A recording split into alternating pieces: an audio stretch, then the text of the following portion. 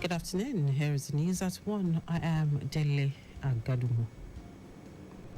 The Lagos State Domestic and Sexual Violence Agency, DSVA, has held a one-day training for court registrars of the Lagos State Judiciary on sexual and gender-based violence, SGBV. The one-day workshop held at the Lagos Chamber of Commerce and Industry had about 90 legal registrars in attendance. In her opening remarks, the Executive Secretary of DSVA, Titilola Vaivo Adeniyi, said decisions and actions of the registrars have a profound impact on the lives of those who come before the court, saying that court registrars have a pivotal role to play in the administration of justice. Vaivo Adeniyi said the registrars needed to have a thorough understanding of the complexities of domestic and sexual violence and the legal framework in place to address those heinous crimes, as they will learn about the various forms of abuse, legal remedies available to victims, and the challenges they often face in seeking justice. Also speaking at the training, the Chief Registrar, Lagos State Judiciary, Tajuddin Elias, emphasized that SGBV is a heinous crime, and with collective efforts it will become a thing of the past in Lagos State. On his part, Director of Public Prosecutions, Lagos State Ministry of Justice, Babajide Martins, facilitated a session on the relevant laws on SGBV and the role of court registrars in implementing these laws. He emphasized the importance of showing empathy and listening attentively to survivors when they engage with them. Katsina State Government has inaugurated a 15-member committee to advise the government on important strategies and modalities to implement the new minimum wage with consequential adjustments applied to workers in both the state and local government. The committee, which is to be headed by the Secretary to the State Government, Abdullahi Fiskari, was tasked with completing the assignment and submitting its report within 3 weeks. This move, according to the Commissioner for Information and Culture, Bala Zango, is a step towards improving the standard of living for workers and ensuring that they are fairly compensated for their work. Katsina State Deputy Governor Faruk Lawal, while inaugurating the committee, announced that the government is aware of hardship faced by workers in the state following the removal of fuel subsidy and other policies. In a sweeping effort to reduce overcrowding in Nigeria's prison system, 12 state governors have granted clemency to more than 1,780 inmates nationwide. This coordinated approach to prison congestion has seen hundreds of inmates regain their freedom, supported by state chief judges and non-governmental organizations. Some NGOs focused on justice reform facilitated the release of 622 wrongfully detained inmates across Lagos, Ekiti, Delta, Ogun, and River State. Following that, 38 inmates were pardoned by the Oyo State Chief Judge, Justice Iyabo Yerima.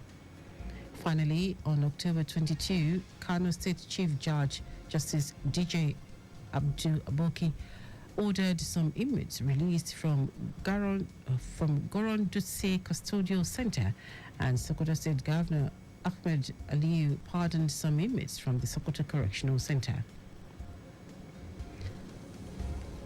The Corporate Accountability and Public Participation Africa, CAPA, in partnership with Corporate Accountability CA in the United States, is set to launch the Africa Make Big Polluters Pay MBBP storytelling platform. This new platform will offer a unique space for African communities affected by climate change and environmental exploitation to share their stories in the ongoing fight for climate justice. It also aims to expose detrimental effects of transnational corporations' extractive practices on Africa's environment, challenge false solutions, and advocate for sustainable alternatives across the continent. Executive Director of CAPA, Akimbode Oluwafemi, emphasized the importance of this initiative, saying that with the global politics surrounding climate justice in the global south, a platform like this is crucial. Oluwafemi noted that it provides clear evidence to bolster calls for reparative compensation, addressing both economic and non-economic losses endured by affected communities. And now to foreign news.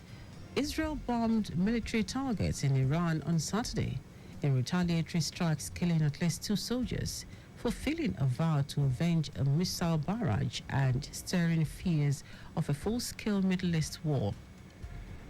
Israel has warned Iran would pay a heavy price if it responded to the strikes, and the United States and Britain both demanded Tehran not escalate the conflict further.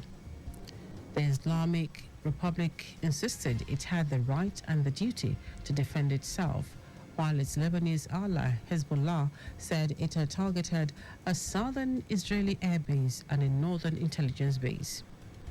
Confirming the strikes after explosions and anti-aircraft fire echoed around Tehran, the Israel military said it had hit Iranian missile factories and military facilities in several regions. An Israeli military spokesman said the retaliatory strike has been completed and the mission was fulfilled. The Israeli retaliation drew condemnation from Hamas, Iraq, Pakistan, Syria, and Saudi Arabia, which warned against further escalation. In our sport, a first half brace from Rashidat Ajibade earned Nigeria Super Falcons a 2-0 win against Algeria in a friendly game played at the Remo Stadium in Ikene, Ogun State. Ajibade opened scoring in the 24th minute as she ran onto a long-range pass from midfield and lobbed the Algerian keeper, who rushed out of her area. Then in 2 minutes of added time in the first half, Ajibade got her second goal as she volleyed into the top corner from outside the box. It is the first of 2 friendly games between the Falcons and their Algerian counterparts. Both teams will meet again on Tuesday, October 29 at the Mobolaji Johnson Arena in Lagos. And that was the news at 1 just before we go. Always carry out proper and adequate checks on your vehicles before setting out. You can follow us and like all our various social media platforms: X at Traffic Radio 961, Facebook Lagos Traffic Radio 96.1 FM, Instagram Lagos Traffic Radio 961. Subscribe and watch your news and programs live on YouTube at Traffic Radio 961. You can also visit our website www.trafficradio961.ng. Did you know that the Sanwo-Olu administration supplied 86,000 Joe furniture sets to 775 public schools? You can get more details on the Lagos State Government website. To end the news, here are the highlights of the major stories. The Lagos State Government, through the Lagos State Drivers Institute, LASDRI, has reaffirmed its passion towards keeping the roads safe, especially during Ember months.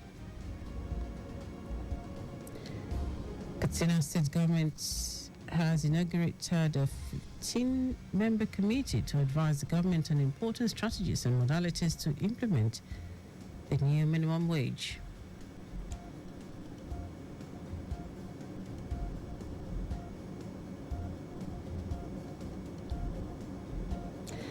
For contact with the newsroom, send a message to info@trafficradio961.ng. That ends the news broadcast compiled by Adeswa Ejoyoka. I am Dele Agadumo. Good afternoon. Thank you for listening.